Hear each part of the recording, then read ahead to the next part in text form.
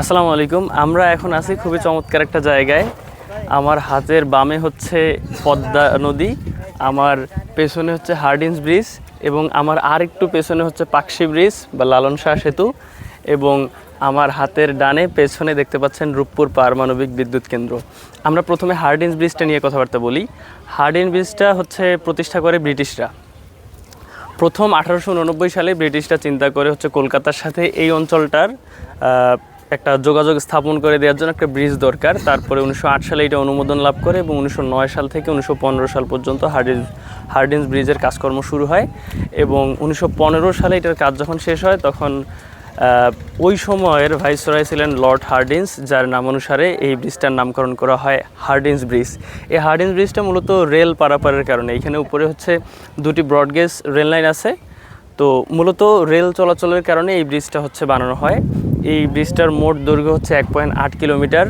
আর এই ব্রিজটা হচ্ছে এই দিক থেকে পাবনার ঈশ্বরদীর পাকশি এবং ওই দিকে সংযুক্ত করছে হচ্ছে কুষ্টিয়ার ভেড়ামারা উপজেলা। অর্থাৎ আমরা মোটা দাগে বলতে পারি যে পাবনা এবং কুষ্টিয়া এই দুইটা জেলা সংযুক্ত করছে এবং এর সাথে সাথে অনেকগুলো জেলা বাই ডিফল্ট কানেক্টেড হয়ে গেছে। ওইদিকে কুষ্টিয়ার, ওইদিকে যশোর, ঝিনাইদহ, চুয়াডাঙ্গা এবং এইদিকে পাবনার এদিকে উত্তরবঙ্গটা পুরোটাই হচ্ছে এই ব্রিজটার মাধ্যমে সংযুক্ত হয়েছে, যার কারণে একই সাথে কলকাতার সাথে আমাদের হচ্ছে পশ্চিমবঙ্গের একটা সরাসরি কানেকশন তৈরি হয়েছে এই হার্ডিঞ্জ ব্রিজের মাধ্যমে। হার্ডিঞ্জ ব্রিজের পরে দেখতে পাচ্ছেন ওই যে পেছনে লালন শাহ সেতু, যেটা স্থানীয়ভাবে পাকশি সেতু নামে পরিচিত।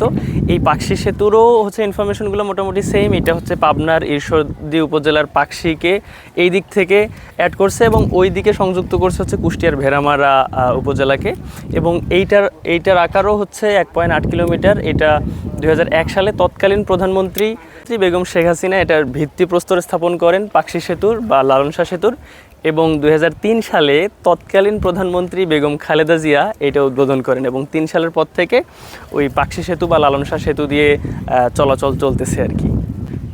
হার্ডিঞ্জ ব্রিজ এবং পাকশি ব্রিজের পরে আমরা ওই যে বড় বড় গম্বুজ দেখতে পাচ্ছি, এটা হচ্ছে মূলত রূপপুর পারমাণবিক চুল্লি পারমাণবিক বিদ্যুৎ কেন্দ্র।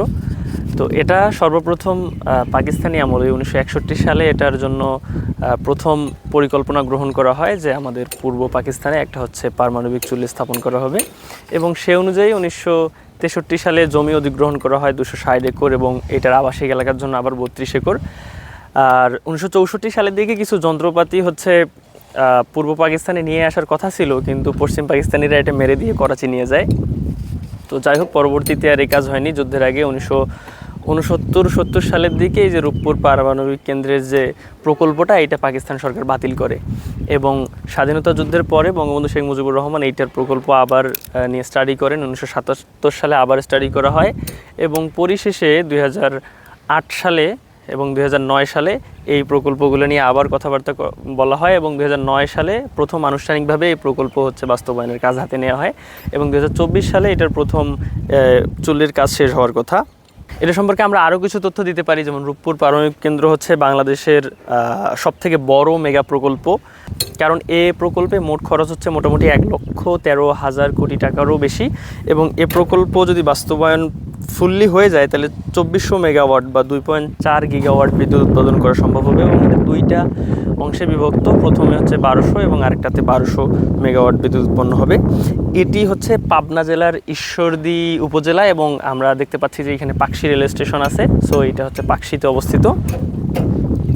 এবং এই রূপপুর পারমাণবিক বিদ্যুৎ কেন্দ্র হচ্ছে 100 বছর, এটার হচ্ছে এটার মেয়াদ হচ্ছে 100 বছর এবং এখানে যে জ্বালানিটা ব্যবহার করা হবে সেটা হচ্ছে ইউরেনিয়াম 235।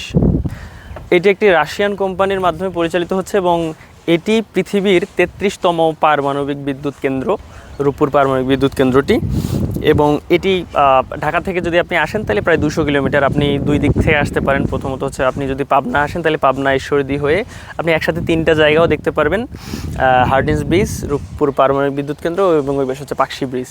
আবার আপনি চাইলে হচ্ছে কুষ্টিয়া থেকেও আসতে পারবেন, কুষ্টিয়া থেকে এদিকে ভাড়া নিবে 70 টাকা। তো এই ছিল আজকে আমাদের হার্ডিঞ্জ ব্রিজ, ওইদিকে লালন শাহ সেতু বা পাকশি ব্রিজ এবং তার পেছনে হচ্ছে রূপপুর পারমাণবিক বিদ্যুৎ কেন্দ্র এবং আমরা নিচে দেখতে পাচ্ছি পদ্মা, দ্য মাইটি পদ্মা নদী। তো এই সম্পর্কে এই ছিল হচ্ছে আজকে আমাদের আলাপ আলোচনা। আপনারা যদি এই এলাকাটা আসেন দেখে অনেক ভালো লাগবে আশা করি। এবং এই এলাকার মানুষজন খুবই ভালো, খুবই মিশুক প্রকৃতির, এবং সবথেকে বড় কথা হচ্ছে তারা আমরা যতটুকু ঘুরলাম লাস্ট 3-4 দিনে আমরা দেখলাম তাদেরকে খুবই হেল্পফুল পাইছি আর কি। এবং অন্য অন্য এলাকায় যেমন ঠকানোর মন মানসিকতা থাকে বেশ কিছু এলাকায়, এই এলাকার মানুষদের মধ্যে ওই রকম মন মানসিকতা নাই। আমরা এসে জাস্ট হচ্ছে মুগ্ধ। তো আপনাদের সবার হচ্ছে এলাকায় আসার দাওয়াত রইল। আজকে এ পর্যন্তই। ধন্যবাদ সবাইকে। আসসালামু আলাইকুম।